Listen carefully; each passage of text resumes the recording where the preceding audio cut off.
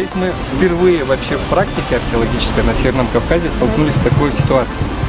Поскольку рельеф достаточно сложный, перед тем, как ставить здесь жилище, они в 10-12 слоев прокладывали жидкую глину, обжигали ее поверх. Вот эти зольные пятна – это следы тех кострищ, посредством которых они укрепляли поверхность. Потом наносился второй слой, он тоже обжигался, наносился третий слой, вот так 12 слоев. И только потом были построены сами жилища. Показать примерно, вы тем более знаете, вот этот музей подготовил мне 5-6 вариантов. В картинках показать и показать видео. Исходя из этого мы выберем тот, который нам нужен. И такой сделаем здесь хороший музей подготовительный. Ну вот и надо делать быстро, красиво оформить, да, чтобы это все комплексная работа была проведена.